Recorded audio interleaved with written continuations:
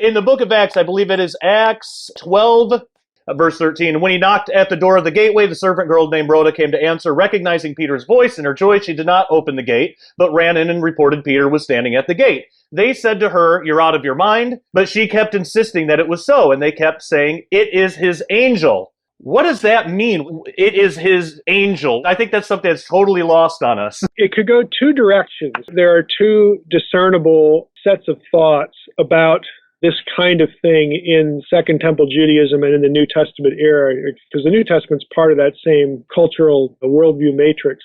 And that is, the statement could mean that, well, what you're hearing is his departed self. In other words, his angel would be the idea that Peter's dead, and now we're essentially getting a visitation by his ghost, as it were, or, his, whatever that spiritual counterpart was. There was a belief that you had this sort of a situation where when someone died, it wasn't that they became an angel, it's just that they would appear to you as a phantom-like creature or entity. And so since angels were those kind of entities as well, the two ideas sort of got conflated together. So that could be the meaning here, like, oh, he's dead, and that's what you think you're hearing here.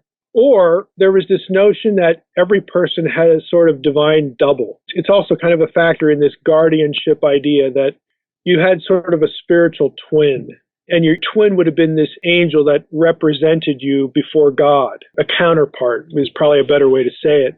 In that passage, you could go one way or the other. I think in the context, they're thinking he's dead. They don't seem terribly motivated. It's like it's really him, Geez, it's like, even if he's dead, let the guy in. or like even to go see it, Yeah. Again, the feel I get from it is one of sort of resignation when you actually look at what's going on there. But, of course, it turns out to be actually Peter himself. There's a book called Our Divine Double. It's an interesting read, but it's sort of an intellectual history on this idea. It's not necessarily a Bible book or a theology book, but part of that material is in there. But it's on the history of this idea. I think it's kind of fascinating how they would think about that. And I don't know if you've had, but I've had a couple people give me these episodes, these stories. I'll just share one. I was on Coast to Coast AM once. This is years ago, like in my early appearances. Okay, this is like back in 2003 or something like that. I got a phone call the day after I was on from a woman in Indianapolis. And she said, "I had to call you because I listened to Coast, and your name was given there, Michael Heiser." And she said, "That was my husband's name. He just died." It turned out they spelled the last name differently, and we had a conversation, and I said, we're going to be driving out. I was in Wisconsin at the time. We're going to be driving to PA. I'll stop at your house and visit you. And we did. But she told us the story. She said, after my husband died, I was in my living room, and I was just, sort of sitting there, thinking about what was going on. And all of a sudden, my husband was just there, but he didn't have feet. He was like disembodied, but yet visible. She said he just floated over and kissed me on the cheek and was gone. That was it. And she was a believer, and I have to assume her husband was a believer too. And she just said, I think it was just kind of like a goodbye, kind of thing, or everything's okay, or, I love you and I'll see you again, something like, but there were no words exchanged. That was it. And she said, then a few nights later, I'm listening to the radio and heard his name, referring to me on the show. So, which prompted the phone call. Yeah. Kind of obvious why, she was so shocked by hearing the same name on the radio. But that's not the only kind of episode like that I've had people tell me. And to me, it sounds not specifically like in Acts 12, because it is really Peter, but you have these kinds of stories in antiquity. And this is how they're parsing them in terms of being, his angel, either his counterpart or deceased spirit or something like that. Yeah, that's so interesting, and I've never heard that before. Now, I've heard, and I do get messages from people saying something similar, but usually it's like an evil type of spiritual twin, like a doppelganger. Is there anything in history about that too?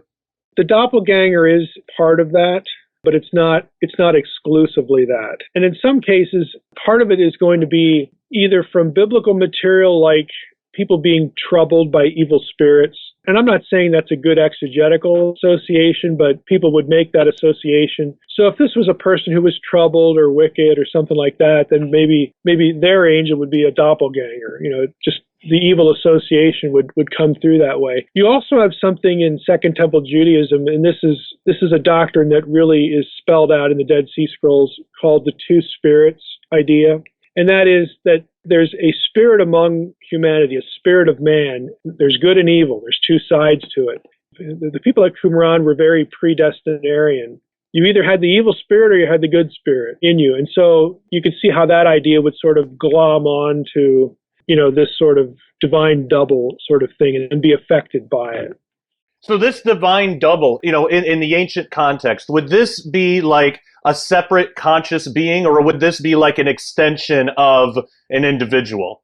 I think it's fair to say that if you had one of these encounters, we'll say, chances are people could go down both roads that you just mentioned, because you could associate it as an evil spirit that was either with or represented, or even a good spirit that, assisted this person, again, this counterpart, to the individual, and that would be a separate entity. Or you could say sort of an extension, that it was the returning spirit of a dead person. Again, what we would think of as a ghost. You're actually going to find people tracking along both ideas.